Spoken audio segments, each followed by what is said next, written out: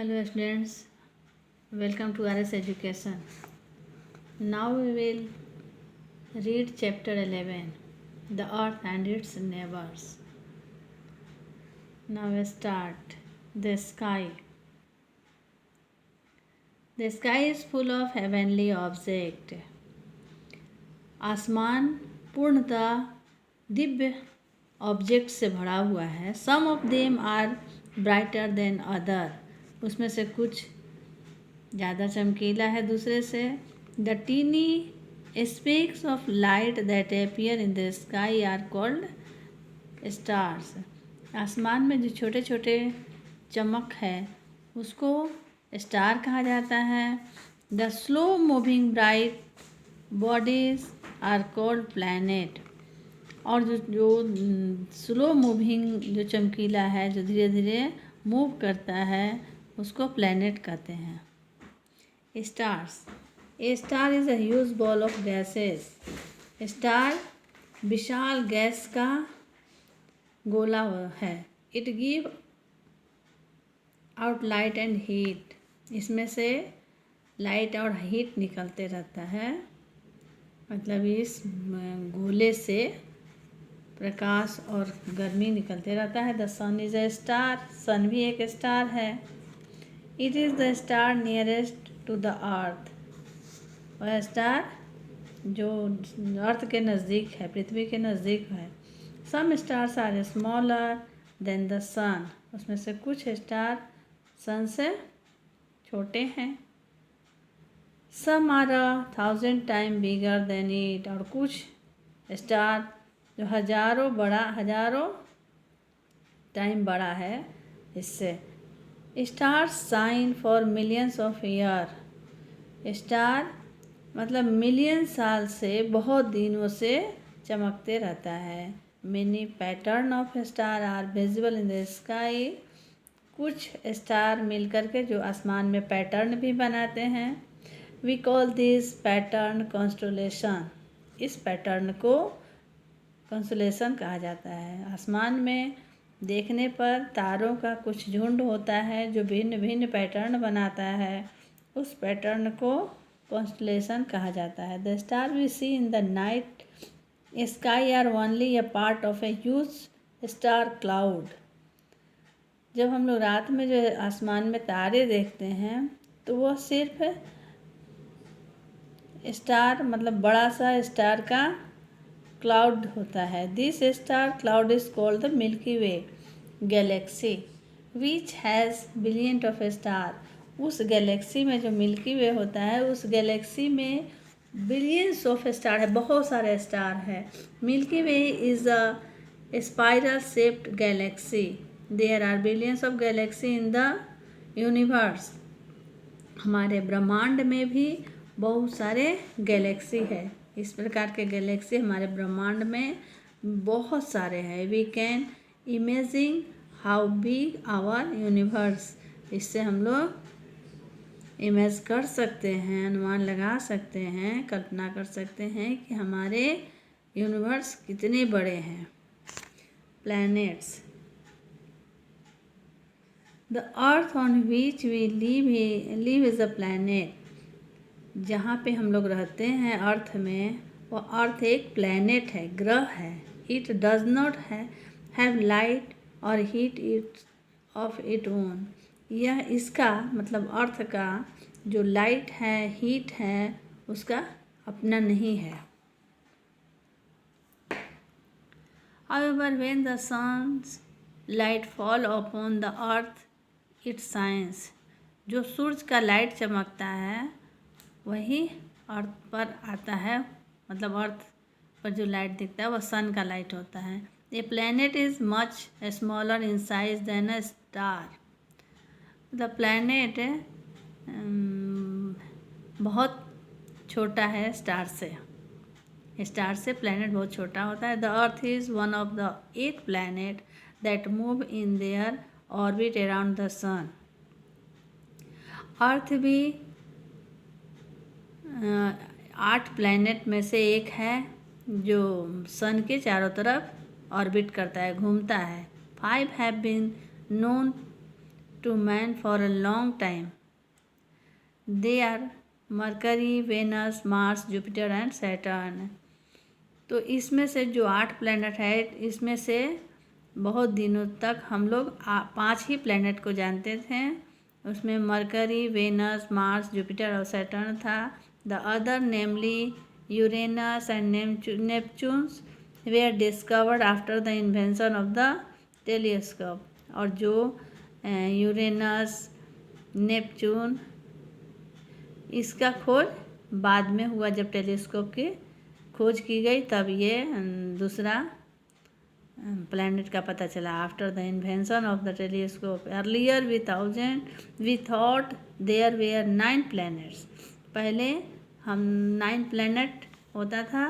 Pluto was the 9th planet, और Pluto 9वां planet था। However Pluto is no longer considered a planet.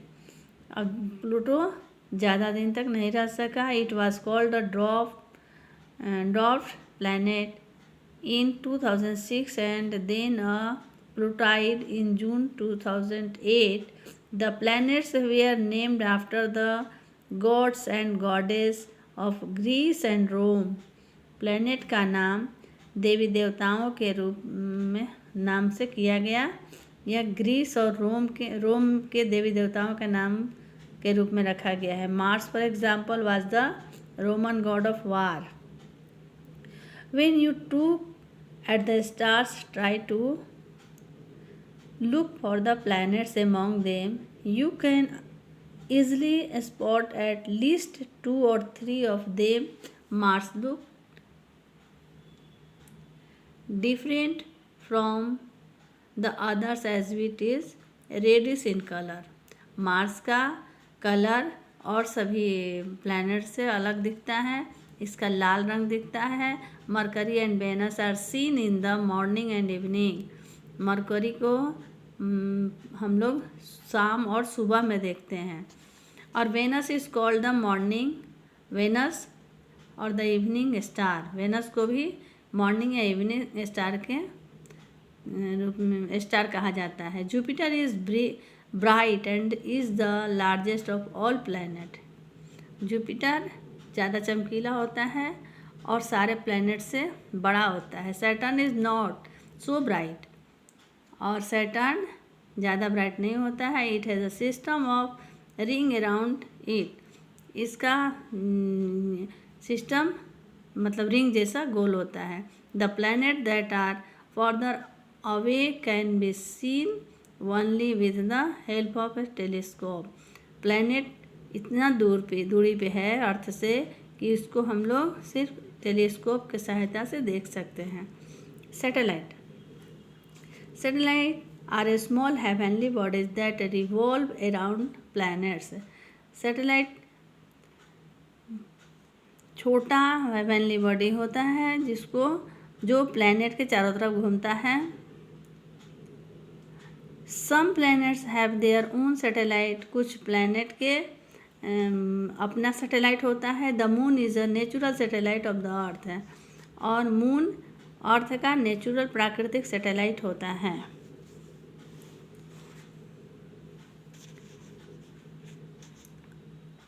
यहाँ पे मोर अबाउट प्लैनेट के बारे में यहाँ दिया हुआ है। नेम ऑफ प्लैनेट, इसके बाद Indian planet, order to distance from, number of moons. इसमें मरकरी में है। मरकरी को इंडियन नेम मरकरी को बुध कहा जाता है। वेनस को शुक्र कहा जाता है। अर्थ को पृथ्वी, और मार्स को Mangal, Jupiter Brihaspati, Saturn Shani and Uranus Arun, Neptune को वरुण कहा जाता है।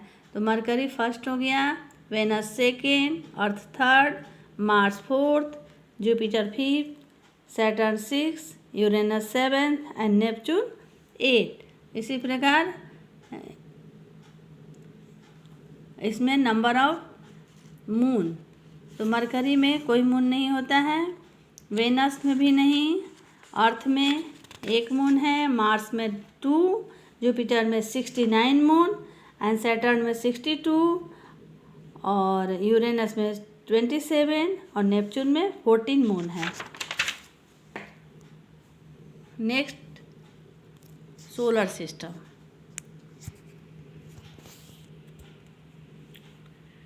The sun and the 8 planets revolving around it along with their satellite make up the solar system. सन और उसके 8 प्लैनेट जो सन के चारों तरफ घूमता है और वो सोलर सिस्टम बनाता है। मतलब सूर्य और उसके 8 प्लैनेट जो चारों तरफ सन को घूमते रहता है उसको सोलर सिस्टम कहा जाता है। Our planet earth, the earth is a beautiful planet. It has land and water, mountain and valley, hills and plains. मतलब अर्थ बहुत सुंदर एक प्लैनेट ग्रह है जिसमें पानी, ज़मीन, पहाड़, वैली, हिल, प्लेन आदि सभी कुछ है। It has flowers and plants, animal and people. अर्थ में फूल है, प्लांट पौधे, जानवर और लोग रहते हैं। However, it has not always been like this. लेकिन यह हमेशा जैसा है वैसा नहीं दिखता है। It has burned as a huge ball of dust and hot gases. यह जलता हुआ बॉल के समान है और इसमें डस्ट और हॉट गैसेस है। The ball kept on spinning, यह बॉल घूमते रहता है। At is spun its outer surface grow cold and hard. Some gases except while some were trapped inside. Today the earth is like a half boiled egg. अभी अर्थ को आधा हम लोग देखें कि आधा उबले हुए अंडे के समान होता है। It's outer surface is hard, इसका आउटर सरफेस बाहर वाला जो सरफेस है हार्ड होता है। But deep inside it has hot molted material, लेकिन इसके अंदर वाला जो भाग होता है वो गर्म होता है और मोल्टेड मटेरियल उसमें पिघला हुआ पदार्थ होता है। The outer surface is called the crust, इसके बाहरी वाले भाग जो होता है उसको क्रस्ट कहा जाता है। The inside portion is called the core, और अंदर वाले को कोर कहा जाता है। Between the outer crust and the inner core there are layer of rocks, minerals and metals in solid form. और जो क्रस्ट और कोर के बीच वाले भाग में होते हैं उसमें बहुत सारे रॉक्स, मिनरल्स, मेटल आदि सॉलिड फॉर्म में होते हैं। This layer is called the mantle, और बीच वाले भाग को मेंटल कहा जाता है।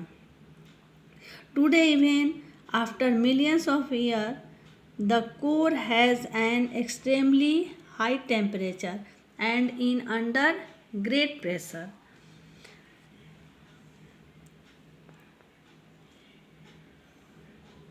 The layer of the earth, बीच वाले को मतलब सबसे जो अंदर वाला कोर हो गया, बीच में मेंटल और बाहर वाले भाग को क्रस्ट कहते हैं। The boiling liquid and gas off the core push against the outer crust, जो मतलब बॉइलिंग लिक्विड होता है कोर के अंदर, ज़मीन के मतलब लैंड के सबसे जो निचले भाग में होता है उसमें गैस होता है और वो मतलब धक्का देता है क्रस्ट की ओर।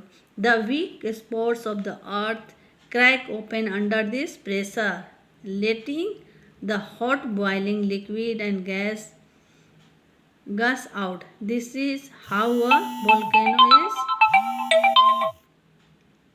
Is form.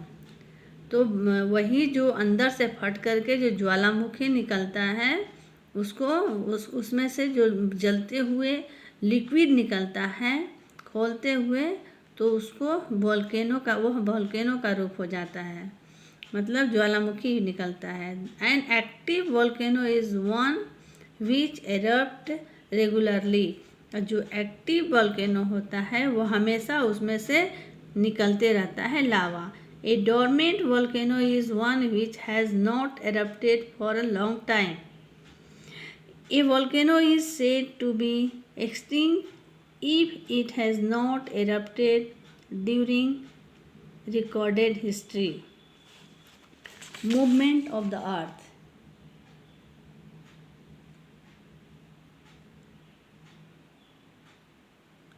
Movement of the earth moves on its axis. अर्थ अपने एक्सिस पे घूमता है, अपने कील पे घूमता है। The axis of the earth is an imaginary line that runs through the centre of the earth. वह एक्सिस एक इमेजिनरी लाइन होता है बीच में। This axis is slightly tilted. ये एक्सिस तिरछा होता है और लटका हुआ। The 2 points where the axis seems to inter are called the pole. Axis के 2 पॉइंट होते हैं जिसको पोल कहा जाता है, the north pole and the south pole. The equator is another imaginary line around the earth. इसके बाद बीच वाले जो लाइन होता है उसको इक्वेटर कहा जाता है। वो अर्थ के बीचों बीच होता है, exactly halfway between the poles. यह पोल को 2 भागों में बांटता है। It divide the earth into 2 equal halves. इसके द्वारा, इक्वेटर के द्वारा अर्थ का 2 बराबर भाग में बढ़ जाता है, the northern hemisphere and the southern hemisphere. The movement of the earth on its axis is called rotation. अर्थ के 2 मूवमेंट होता है, एक रोटेशन और दूसरा रिवॉल्यूशन। तो जब यह अपने एक्सिस पे मूव करता है तो उसको रोटेशन कहते हैं। ये besides rotating on its axis the earth also revolve around the sun. This movement of the earth around the sun is called revolution. और जब अर्थ दूसरा होता है रिवॉल्यूशन, तो जो रोटेशन होता है तो 24 घंटा रोटेट करता है अपने एक्सिस पर, जिससे कारण दिन और रात होता है। और रिवॉल्यूशन के कारण सीजन चेंज होता है। The earth moves continuously, it revolve around the sun is a fixed path called the orbit. One revolution is completely in about 365.6 days, यानी 365 दिन और 6 घंटा में वह एक रिवॉल्यूशन पूरा करता है। और रोटेशन 24 घंटा में एक रोटेशन होता है। This time period is called the solar year. Season of the earth. As the earth orbit around the sun, the longer days of summer change into the shorter days of winter. This means that the length and temperature of the days change. This causes the season spring, summer, autumn and winter. The axis of the earth is tilted at an angle. This is why when the northern hemisphere is away from the sun, the southern hemisphere is towards it. Again, the southern hemisphere is away from the sun when the northern hemisphere is towards it. So, the season in the northern hemisphere can never be the same as the season in the southern hemisphere.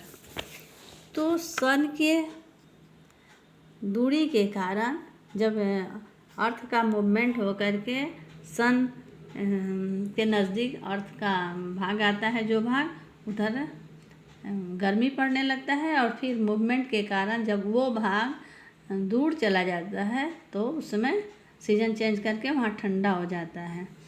इस प्रकार अर्थ के movement के कारण season change होता है। अब ये video ज़्यादा बड़ा हो रहा है, इसलिए इसको हम अभी बंद करते हैं और फिर दूसरे वीडियो में दूसरा बनाएंगे आधा भाग। तो thank you for watching and please subscribe. Okay.